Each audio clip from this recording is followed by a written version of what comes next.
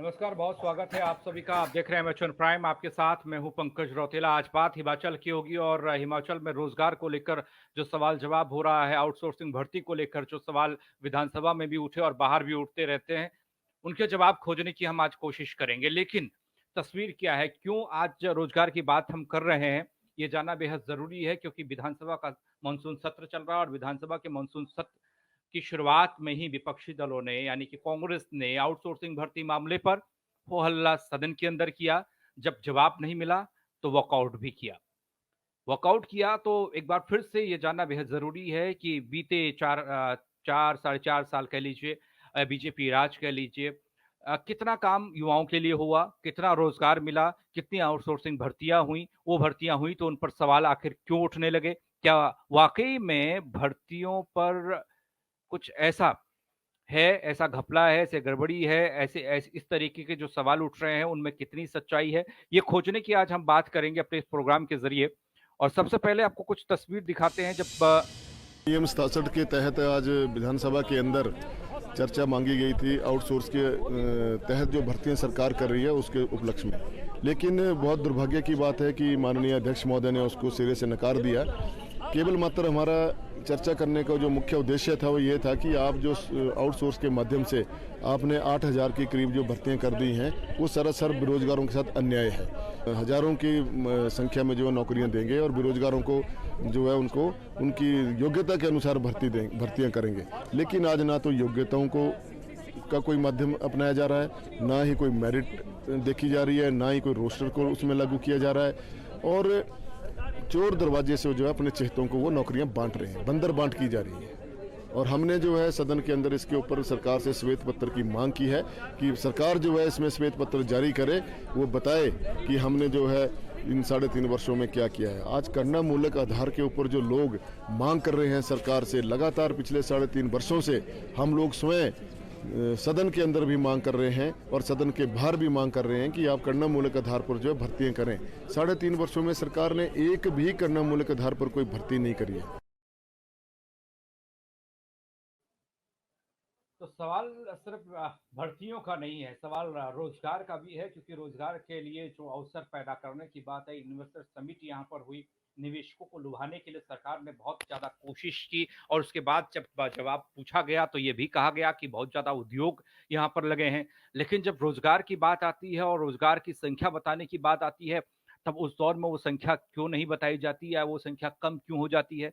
ये अपने आप में वो सवाल हैं जिनके जवाब आज हिमाचल के युवा पूछ रहे हैं, जानना चाहते हैं।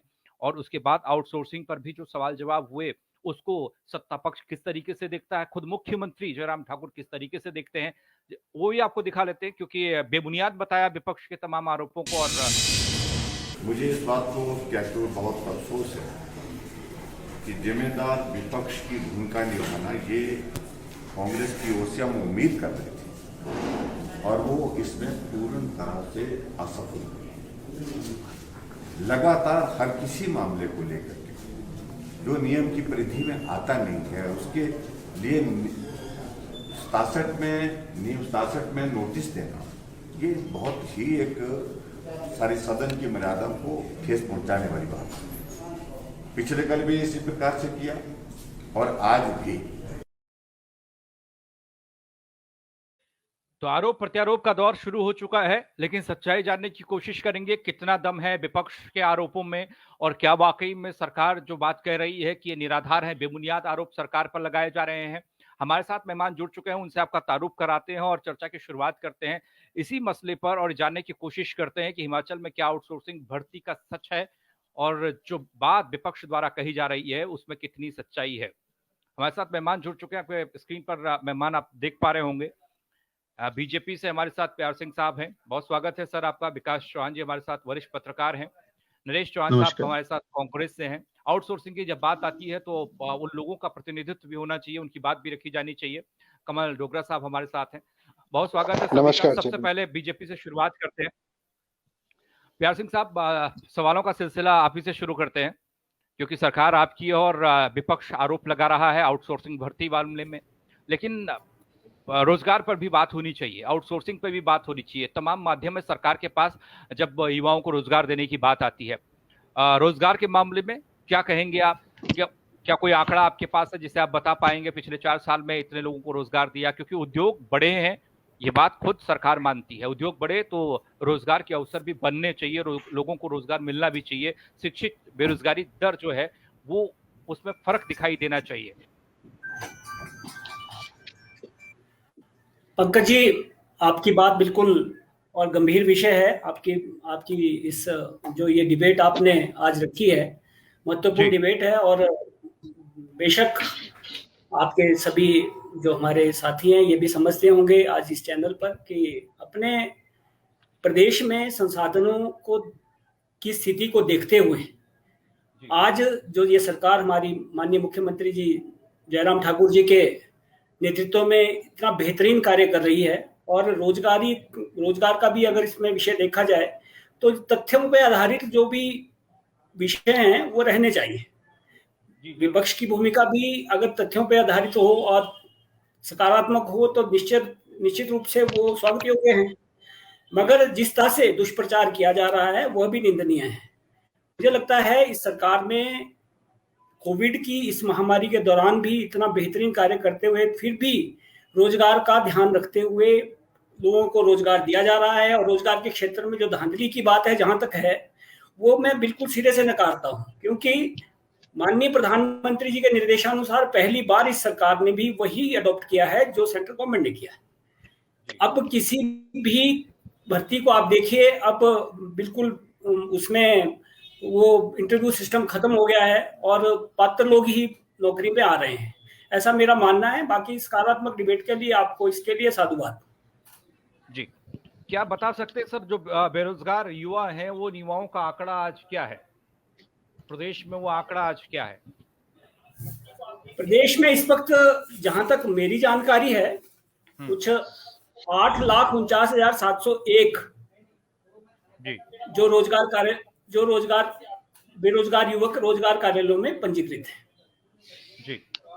और जो रोजगार दिया गया है वो आंकड़े भी आपके पास होंगे, तो सत्ता पक्ष से आप अभी मैं सत्ता पक्ष में, ठीक है, सरकार का पक्ष सरकार रखती है बेहतर ढंग से, पर मैं पार्टी की तरफ से आपको विश्वास दिलाना चाहूंगा कि भारतीय जनता पार्टी पूरी तरह से हर एक बेरोजगार, हर एक युवा की भविष्य की चिंता करते हुए उन्हें रोजगार देने इतना सा सवाल था कि आंकड़ा आपने सही बताया, थोड़ा ऊपर नीचे एक आध दो हो सकता है कुछ, लेकिन सही है, इतना 9 लाख करीब का है, 8.5 लाख युवा बेरोजगार है। ये शिक्षित नहीं, इसमें मेरे पास डेटा है सर। मैं शिक्षित बेरोजगार का जो आंकड़ा है वो लेकर बैठा हूँ, उसमें पीजी, ग्रेजुएट, हर चीज का आंकड़ा मेरे पास, हर छात्र का आंकड़ा है, किसने क्या कुछ किया है। चलिए वो अलग बात है, आगे बढ़ते हैं। कांग्रेस के पास हम चलते हैं और उनसे जानने की कोशिश करते हैं कि क्या कांग्रेस को लग रहा है और किस तरीके से आज वो स्थिति नहीं है जो कांग्रेस के दौर में थी।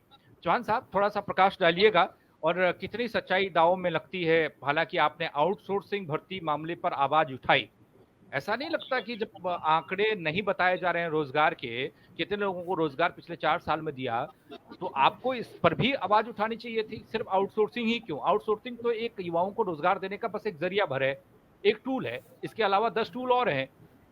उस टूल के जरिए भी क्या रोजगार दिया जा रहा है या उसमें भी घपला हो रहा है? सिर्फ आउटसोर्सिंग भर्ती वाला ही मामला क्यों उठाया गया? क्योंकि वो मुख्यमंत्री के क्षेत्र का था या कैबिनेट मंत्री के क्षेत्र का था?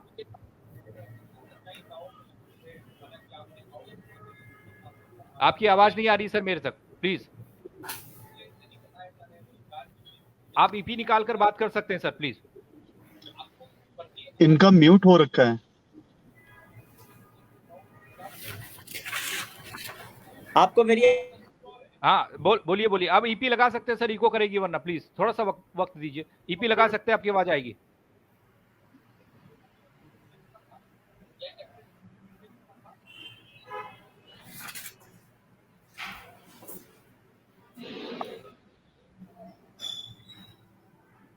नहीं, फिर ईपी लगा के 1 मिनट रुकिए।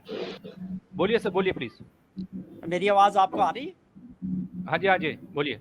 अच्छा, हाँ, मैं इस बात के लिए आपको बधाई देता हूं कि आपने एक बहुत अच्छा विषय आज चुना है डिबेट के लिए आपके चैनल के माध्यम से। और एक इस पे जो चर्चा थी, कांग्रेस ने जो है विपक्षी पार्टी के नाते जो सेशन चल रहा है हिमाचल प्रदेश में, वहाँ भी हमारे नेता प्रतिपक्ष और लोगों ने जो है इस मामले को उठाया था। क्योंकि एक बहुत गंभीर मामला है कि जिस प्रकार से देश के अंदर और प्रदेश के अंदर बेरोजगारी का जो आंकड़ा है वो बढ़ता जा रहा है, वो अपने आप में बहुत गंभीर विषय है।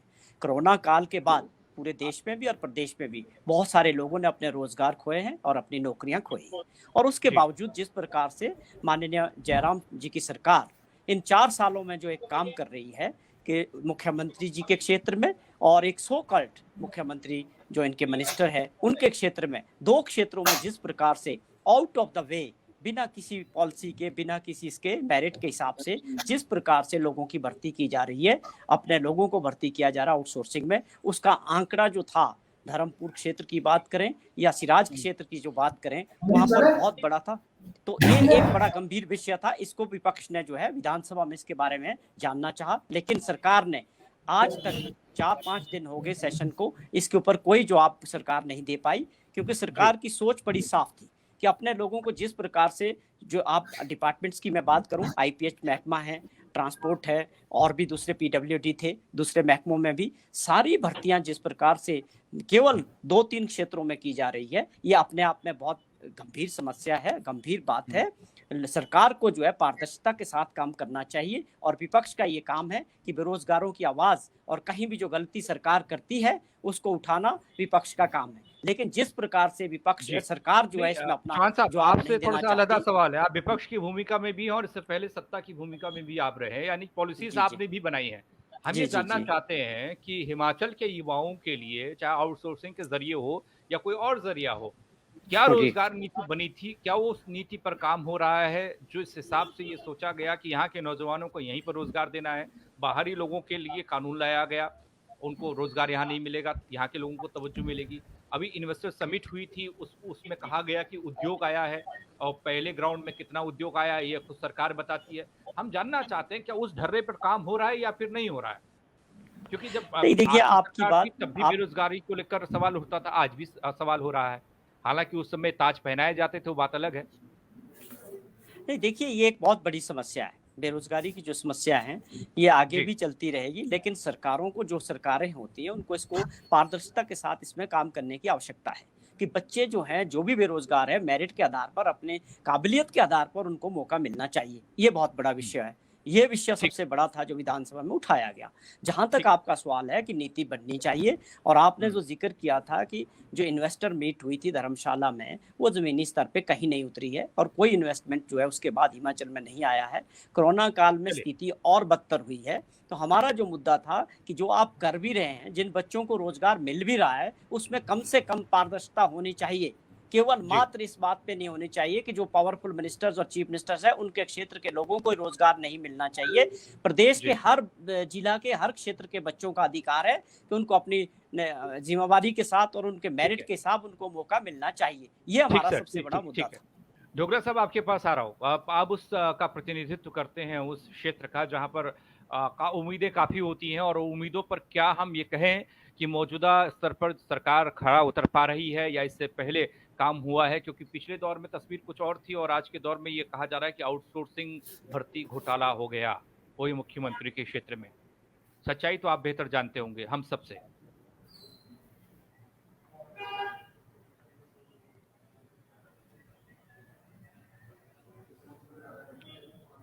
डोगरा साहब, आवाज पहुंच रही है आप तक?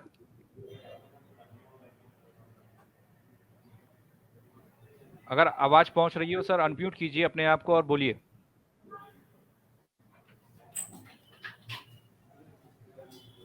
चलिए, डोगरा साहब तक आवाज नहीं पहुंच रही है। विकास भाई हमारे साथ हैं। विकास चौहान जी, आपके जरिए समझ लें कितनी सच्चाई किस बात पर है।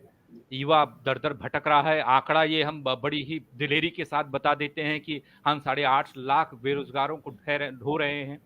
जब बेरोजगार यहाँ पर इतने लोग हैं, शिक्षित इतने हैं, अशिक्षित इतने हैं, कम पढ़े लिखे इतने हैं, लेकिन ये बताने की हिम्मत क्यों नहीं होती कि हमने साल दर साल रोजगार के लिए इतने दरवाजे खोले, आज वो आंकड़ा इतना पहुंच गया? पंकज, मैं बताना चाहूंगा, मैं इसके जहां से ये शुरू हुआ 2003 सबसे पहले आईटी में, शिक्षा विभाग में भर्तियां शुरू हुई आउटसोर्सिंग में, जहां से आउटसोर्सिंग शुरू हुआ। 2003 में ये सिलसिला शुरू हुआ। इसमें कांग्रेस भी आई, बीजेपी भी आई।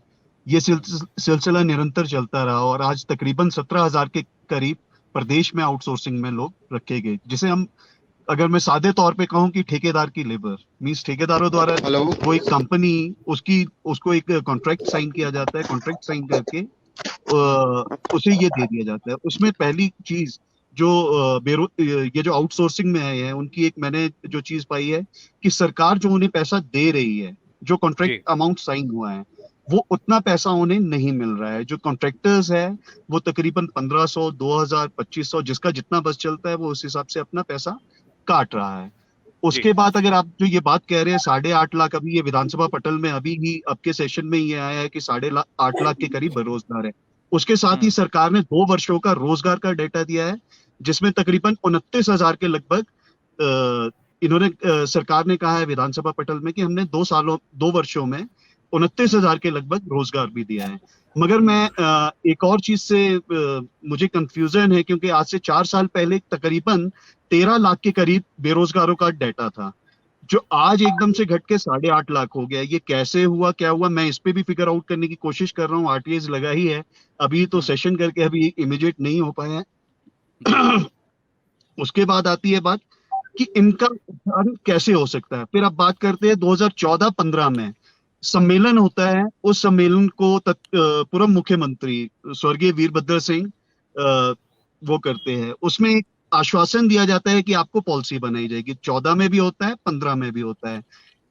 18 में अभी की सरकार 18 में आदरणीय जयराम ठाकुर जी कहते हैं कि इनका कानूनी दायरे में इनका कुछ भाई हमारे से कुछ नहीं बन पा रहा है, तो आपके लिए ये पॉलिसी हम नहीं बना सकते। तो चाहे कांग्रेस है चाहे बीजेपी है, ये हमेशा वोट बैंक पॉलिटिक्स के लिए बस ये जो आउटसोर्स एम्प्लॉयज है। और अगर हम वैसे गिने 2003 से आज 18 वर्ष हो गए हैं आउटसोर्सिंग में। कुछ एक लोगों को 18 हो गए होंगे, कुछ तो 10 हो गए हैं, और बहुत से ऐसे लोग हैं जिन्हें 45 वर्ष की आयु जिनकी पूरी हो चुकी है, वो कहीं और जाने लायक नहीं रहे हैं। तो उनके लिए कहीं ना कहीं एक पॉलिसी होना बहुत जरूरी है। ठीक है, वो पॉलिसी है नहीं जिस पॉलिसी की बात कर रहा था। आप रोजगार के आंकड़े गिनाते हैं, नहीं, अगर मेरा मानना है पंकज की सरकार क्यों एक कॉन्ट्रैक्टर को पकड़ती है, कंपनीज को पकड़ती है, सरकार अपनी सोसाइटी क्यों नहीं बनाती? सरकार अपनी सोसाइटी के थ्रू आउटसोर्स कर सकती है, उसके बाद उन्हें डेली वेजेस पे ला सकती है जिसपे कि कोई भी कानूनी पेच नहीं फंसता। अगर मैं इसको अगर टेक्निकली देखूं, पहले सरकार अपनी सोसाइटी बनाए, इन सभी आउटसोर्सेज को अपने उसमें कर दे और उसके बाद इन्हें डेली वेजेस पे ले आए, तो इन्हें कोई भी कानूनी पेच नहीं फंसता। मगर सरकार की मंशा नहीं है, आधिकारिक मंशा नहीं है कि क्या है, मुझे आज तक समझ नहीं आया। जब विपक्ष में होती हैं, जो पार्टियां विपक्ष में होती हैं विकास जी, उस वक्त ये लगता है कि देखिए सत्ता परिवर्तन होने के बाद 4 चांद लग जाएंगे। युवा पर भरोसा इस कदर कर लेते हैं उन लोगों पर कि वो बोलेंगे पॉलिसीज बनेंगी, लेकिन जब सत्ता में आते हैं तो तमाम अड़चने आ जाती हैं, बैरियर्स आ जाते हैं, हर्डल्स आती हैं और तमाम बहाने भी हो जाते हैं। आऊंगा आपके पास। डोगरा साहब, आप तक आवाज पहुंच रही हो तो इस मसले को आप बिल्कुल पहुंच रही है सर, बिल्कुल आपकी आवाज आ रही है सर, मेरी आवाज आप लोगों तक बिल्कुल आ रही है। इस मसले को थोड़ा समझाइएगा, जल्दी से समझाइएगा, कम शब्दों में समझाइएगा, कौन सच्चा कौन झूठा। आउटसोर्सिंग भर्ती मामले पर क्यों ऐसी स्थिति बन रही है? एक तरफ रोजगार मिल रहा है तो दूसरी तरफ आरोप लग रहे हैं कि गड़बड़ हो गई। जी, अभी मैं विकास जी की बात से बहुत सहमत हूं जो उन्होंने अभी बताया जिस चीज के बारे में। बिल्कुल कि एक तो सबसे पहले तो पॉलिसी के बारे में कोई भी इस चीज के ऊपर ध्यान नहीं दे रहा है।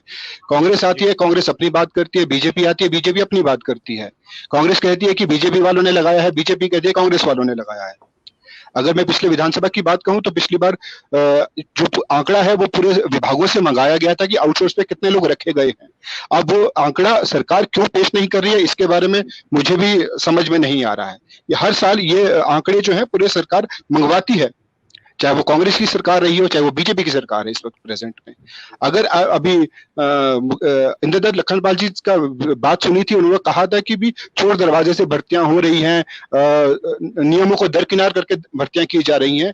लेकिन जहां तक हम मानते हैं और जितना हमें पता है उस हिसाब से जो ये भर्ती की जा रही है पूरे नियमों के अनुसार की जाती है। जो भी आउटसोर्स एजेंसी है उसको जो कहा जाता है कि आपको ग्रेजुएट चाहिए, +2 चाहिए, उस आंकड़ों के आधार पर ही भर्ती की जाती है। ऐसा कोई भी नहीं है कि उसको चोर दरवाजे से भर्ती की जा रही है। अब अगर चोर दरवाजे से बीजेपी भर्ती कर रही है तो आउटसोर्स के टाइम पे तो फिर कांग्रेस भी यही काम कर रही थी। कांग्रेस के पास कौन सा दरवाजा था? फिर उसके पास भी तो यही दरवाजा था उनके पास भी। अब जितनी भी कंडीशन फुलफिल की जाती हैं वो उसके बाद ही आउटसोर्स पे एजेंसी के थ्रू एक उसको रखा जाता है। मैं एक चीज जानना चाह रहा था आपसे कि जी। ये आउटसोर्सिंग वाली जो बात निकल कर आई, इस पर होला शायद इसलिए भी ज्यादा हो क्योंकि केवल एक जिले की बात हो रही है, मुख्यमंत्री वहां से आते हैं, कैबिनेट मंत्री वहां से आते हैं, बाकी बाकी और सीटें और जिले और क्षेत्र भी तो हैं। अगर वहां के आंकड़े भी होते, वहां से भी लोग जाते, आप तो बेहतर समझते हैं, क्या वाकई में कुछ जिलों को ही चिन्हित किया जा रहा है, कुछ विधानसभा क्षेत्रों से ही आउटसोर्सिंग भर्तियां हो रही हैं? नहीं देखिए सर, ये बिल्कुल जायज बात की है कि कुछ एक जिलों को ही एक प्राथमिकता दी जा रही है इस चीजों पर, जबकि ये पूरे प्रदेश के लिए। अगर एक बात और है कि इसमें बेरोजगारों को ही नौकरी दी जा रही है, ये एक बात है, लेकिन कुछ एक चुनिंदा जिलों को दी जा रही है, वो कहीं ना कहीं एक शंका जरूर दिखती है उस चीज पे। जी चले सिंह साहब, आप थोड़ा सा एक सवाल का जवाब दीजिएगा, क्योंकि मैंने जब सदन की शुरुआत हुई थी, शायद मंगलवार का दिन था, उस दिन हालांकि विपक्ष नहीं था सदन के अंदर, और एक खबर निकलकर हम तक पहुंची कि आपके अपने विधायक ही सवाल उठाने लग गए और उद्योग मंत्री की घेराबंदी उन्होंने की और उन्होंने तमाम सवाल उठाए। उन्होंने कहा कि ये जो गड़बड़ हो रही है, नाम कहेंगे तो वो भी बता दूंगा, और उद्योगों को लेकर सवाल उठ रहा है और निवेश को लेकर सवाल उठ रहा है, जिसका जिक्र मैंने बार बार किया। अगर आप कह रहे हैं निवेश प्रदेश में आ रहा है, तो उद्योग लग रहे हैं, तो उसकी तस्वीर क्यों नहीं दिख रही है, वो धरातल पर क्यों नहीं दिख रहा है, युवाओं को रोजगार क्यों नहीं मिल रहा है? ये मैं नहीं कह रहा हूँ, ना ही विपक्ष कह रहा है, आपके विधायक कह रहे हैं। उस विधायक का नाम मेरे पास है जिन्होंने विधानसभा में इस बात का जिक्र किया। उद्योग मंत्री से उन्होंने सवाल पूछा, उसका जवाब नहीं मिला उन्हें।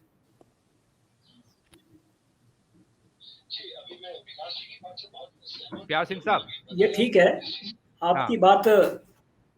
हाँ बिल्कुल, आपकी आवाज आ रही है मेरी भाई साहब? बिल्कुल आ रही है सर, बोलिए। बिल्कुल बिल्कुल, ये बात ठीक है कि विधानसभा के अंदर सभी अपना अपना मत रखते हैं, उसमें हमारी भारतीय जनता पार्टी के माननीय विधायक भी रखते हैं, उन्होंने भी रखा है। और मुझे लगता है प्रजातंत्र इसी को कहते हैं कि अपनी बात को हर व्यक्ति खुले मन से रख सकता है। भारतीय जनता पार्टी ना सर, प्रजातंत्र लोकतंत्र तो यही, उसकी खूबसूरती यही है, जब सवाल जो किया जाए तो यही खूबसूरती है अब एक किसी को और जवाब मिल नहीं रहे। बिल्कुल बिल्कुल। अब मैं कुछ आपका विषय जो था, मैं विषय पर आधारित बात करना चाहूंगा। आपका वो आउटसोर्सिंग से रिलेटेड जो बात थी, मेरा मानना यह है कि केवल हमारे विपक्षी भाइयों का ध्यान केवल 2 जिलों पे या उन्हीं जिलों पे ध्यान दे रहे हैं जहां का डाटा लाए। मुझे लगता है सारे प्रदेश का, क्या आप लाए हैं सारे प्रदेश का डेटा सर? मुझे लगता है उन्हें सारे प्रदेश का डाटा रखना चाहिए और नहीं आपके पास है, बुरा मत मानिए। आप तो आउटसोर्सिंग पर चर्चा करने के लिए आए हैं, एक जिले को लेकर, 2 विधानसभा क्षेत्रों को लेकर सवाल उठाया, तो आप तो लाए होंगे सारे पूरे प्रदेश का डेटा। प्लीज शेयर कीजिए सर, बताइए। आप समय दीजिएगा, हम जरूर शेयर करेंगे। एक कहाँ इंतजार करता है सर किसी का? दूसरे नहीं भाई साहब, ठीक है, आपकी बात भी ठीक है। अब मैं दूसरी बात कहना चाहूंगा कि इस पे तुलना तो करनी पड़ेगी कि सरकारें पहले भी रही हैं, और आप विश्वास करेंगे 3-3 महीने ये बात नहीं हो सकती ना, ये तो पल्ला झाड़ने वाली बात हो गई। नहीं, पल्ला झाड़ना नहीं है, आप आउटसोर्स कर्मचारियों की चिंता करने की बात है। पिछले बात 3-3 महीने जो आउटसोर्स कर्मचारी हैं उनको तनख्वाह। सर माफी चाहूंगा, बीच में बात कर रहा हूं। सर कह रहे हैं कि आउटसोर्स कर्मचारी के विषय के बारे में चिंता करने की बात है, लेकिन 4 साल होने को आगे हैं, लेकिन आज तक कुछ भी सोचा नहीं गया है। आप इस चीज के बारे में, आप किस चीज की चिंता करेंगे और चिंता कब की जाएगी? विश्वास वो चिंता कब करें, कब आप इस पॉलिसी के बारे में सोचेंगे? आपकी बात का जवाब दे रहा हूँ, आप मेरी बात को सुनिए। आप एक बात तय करें, एक बात निश्चित है कि पिछले 4 सालों में आप बताएं कि किस महीने तनख्वाह नहीं मिली है। हर महीने सुनिश्चित किया आउटसोर्स कर्मचारियों को कि उनको सैलरी मिली है हर महीने, और तनख्वाह भी बढ़ा के मिली। नहीं सर, बिजली विभाग में अभी भी कई कर्मचारी ऐसे हैं जिनको प्रॉपर ढंग से सैलरी नहीं मिल रही है। बिजली विभाग में कई ऐसे जगह है। गलत है, आपके आंकड़े गलत हैं, लेकिन आपके सामने ठीक वो आउटसोर्सिंग वाले बंदे हैं डोगरा साहब, उसका प्रतिनिधित्व। जी बिल्कुल, मैं आउटसोर्सिंग की ही बात कर रहा हूँ। बिल्कुल, अभी भी कई जगह ऐसे हैं जहाँ पे प्रॉपर ढंग से सैलरी नहीं दी जाती है।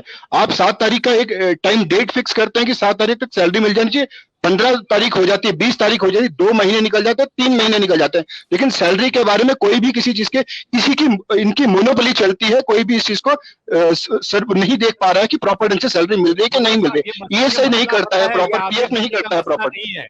प्यार सिंह साहब, ये आधे घंटे का मसला जी नहीं बिल्कुल, है। मैं आपकी बात से मानता हूँ कि आधे घंटे के मसला नहीं है खान साहब, ये आधे घंटे का मसला नहीं है, ना ही 1 घंटे का मसला है। बस सब इतना जानना चाहते थे कि यहाँ के युवाओं के साथ, देवभूमि के युवाओं के साथ ये छलावा क्यों होता है? नीति बनाने की बात, रोजगार क्या चाहता है युवा? केवल रोजगार तो चाहता है सर। जहां तक मेरा मानना है, वहां पे सरकार की मंशा ये रहती है, जब आपको 5,000 में 50,000 का बंदा काम करके दे रहा है तो वो पॉलिसी क्यों बनाएंगे सर इस चीज के लिए? क्योंकि अगर आपको एक प्रॉपर एक लंबी बहस है, एक लंबी बहस है डोगरा साहब। मैं जान सकता हूँ आप सबकी पीड़ा, और मैं सरकार की मजबूरियां भी जानता हूँ, और प्यार सिंह साहब की ये मजबूरी भी जानता हूँ कि वो जवाब क्यों नहीं दे पा रहे हैं। और विपक्ष का तो अब कहना ही क्या। वक्त थोड़ा सा कम मेरे पास है, लेकिन आप सबने वक्त निकाला, बात तो हुई इस मसले पर, और आगे चलकर और लंबी बात होगी, शायद कोई रास्ता निकल जाए। बहुत शुक्रिया आप सभी का हमारे साथ जुड़ने के लिए। धन्यवाद। जी धन्यवाद धन्यवाद। तो ये तस्वीर हिमाचल प्रदेश की थी, और युवा आज भी रोजगार की बांट झोरा, ये आप कह सकते हैं, और आंकड़े किताबी हो सकते हैं, लेकिन जमीनी हकीकत और नजर आ रही है। 8.5 लाख शिक्षित बेरोजगार, और वो इंतजार कर रहा है आउटसोर्सिंग के जरिए ही सही उसे रोजगार तो मिले, लेकिन आउटसोर्सिंग के जरिए जो भर्तियां हो रही हैं उस पर ही सवाल जवाब होने लग जा रहे हैं। और ऐसा ही इस बार भी हुआ भी हो, अल्लाह कहां तक जाकर थमेगा ये तो आने वाला वक्त बताएगा। बहुत शुक्रिया आप सभी का हमारे साथ जुड़ने के लिए।